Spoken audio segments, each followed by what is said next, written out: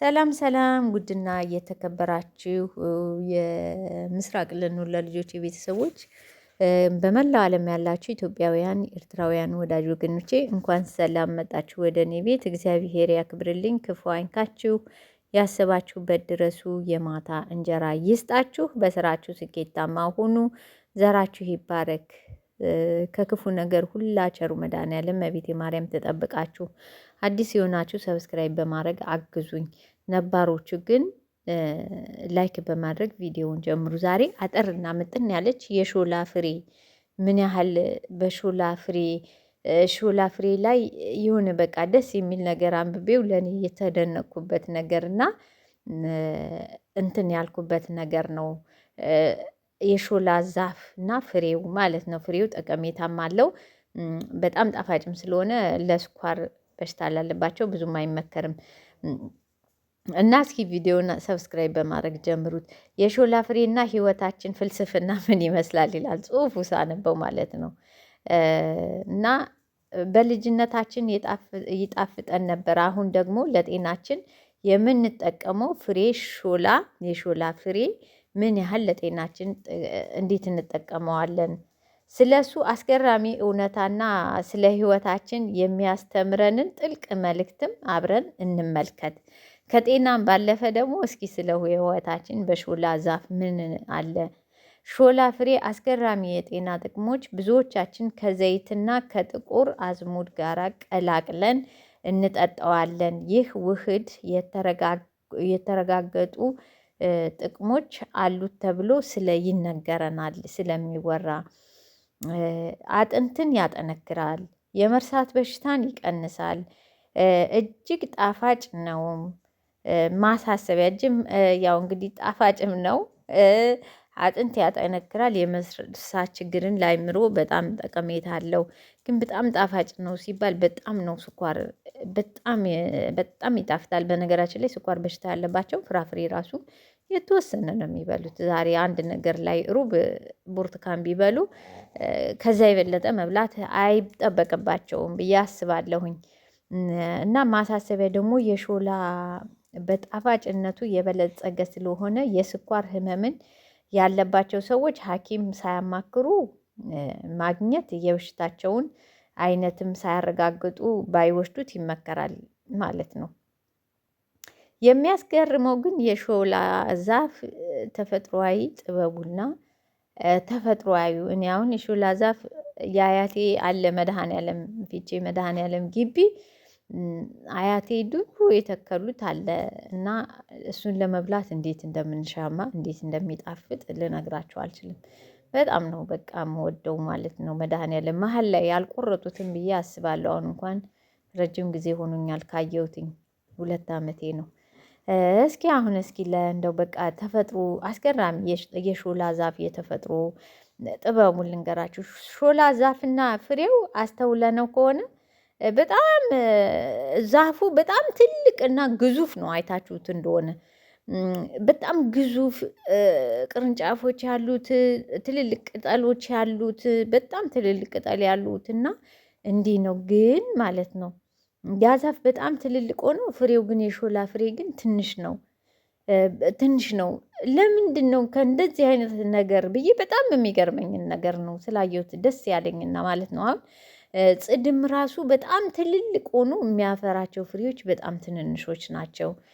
የተወሰነ በቃ ብዙ ነገር ማለት ነው።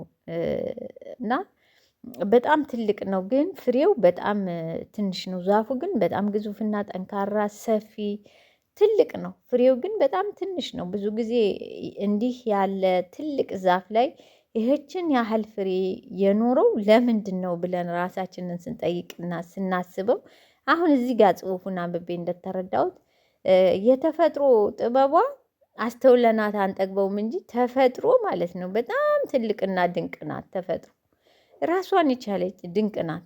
በቃ ሁሉን አመጣጥናና አስተካክላ በቃ ትንሹንም ትልቁንም እንደ ትንሽነቱ ሁሉንም እግዚአብሔር ሲፈጥር ማለት ነው በቃ የሆነ የማይጎዳንን ቀለል አድርጎ እንደ ጉዳት ላይ እንዳያደርስብን አድርጎ ነው የፈጠረን። እግዚአብሔር ሲፈጥር አስተካክሎ ነው የፈጠረን ማለት ነው። እና ከሁሉም ፍጥረታት ግን ሴቶች ሰዎችን በቃ እግዚአብሔር ሰውን የፈጠረበት ስራው በጣም ጊዜ ወስዶበትም ቢፈጥረው ሰውም ደግሞ ይህን ያህልም ኃይለኛና ከባድም ቢሆን እግዚአብሔር ምን ይሳነዋል? እግዚአብሔር ትልቅ ነው። በነገራችን ላይ በጣም ትልቅ ነው። ተአምር በቃ እግዚአብሔርን ያመነ ወድቆም አይወድቅም። እና ብዙ ጊዜ እንዲህ ያለ ትልቅ ዛፍ ላይ ለምን ይሄች ያህል ፍሬ ይኖረዋል ብለን ስናስብ ስንጠይቅ ተፈጥሮ በጥበብ ስናስተውላት ማለት ነው። ጥበቡ እዚህ ጋር ነው። የሾላ ፍሬ ሲወድቅ ማንንም አይጎዳም። የሾላ ፍሬ ሾላው ትልቅ ዛፍ ስለሆነ ወደ መሬት ሲወድቅ ልስልስ ያለ ነው። ሰውን አይጎዳም። ሰውን በማይጎዳ መልኩ ነው ያለው ማለት ነው። ግን ማለት ነው ዱባ፣ ፓፓዬ ያን ያህል ሆኖ ቢኖር ግን ከዛፉ ላይ ሲንቀጠቀጥ ዛፉ የሚወድቅበት በሚወድቅ ጊዜ ፍሬው በዙሪያ ያሉትን ሰዎች ይጎዳ ነበር።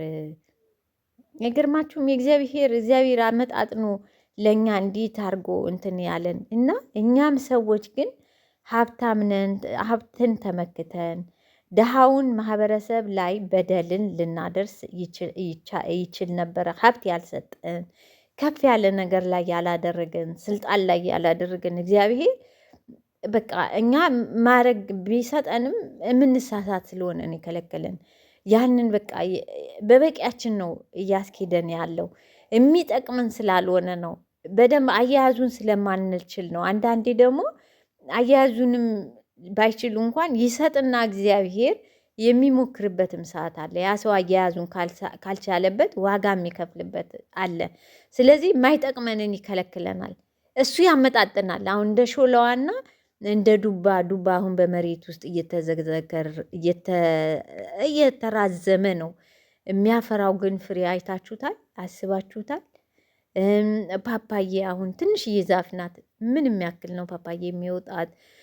ብርቱካን ጋር ብንሄድ በጣም ዛፉ ትልቅ ግዙፍ ሆኖ በመጠኑ ነው የሚወጣው እና በጣም ነው አብሶ እንደዚህ አትክልት ያለበት ሀገር ስትኖሩ በጣም ነው የምትደመሙት። እንደኔ በቃ ይሄ ነገር በጣም ያስደንቀኝ ነበር። ይህን ጽሑፍ ሳይ ደግሞ በጣም የበለጠ ማለት ነው እና ሁሉንም ነገር ማለት ነው እኛ መሸከም በማንችለው መጠን ስለሆነ እንደ ሾላው በዚህን ጊዜ ልክና እንደ ሾላው ፍሬ ማንም ሳይጎዳ እንድንሸከመው በምንችለው መጠን ይመጣልናል። ሀብቱም፣ ስራውም፣ ስልጣኑ ሁሉ ነገር ማለት ነው እና እናንተ ስለ ሾላ ፍሬ የምታውቁት ሌላ አስገራሚ ነገር ካለ ነው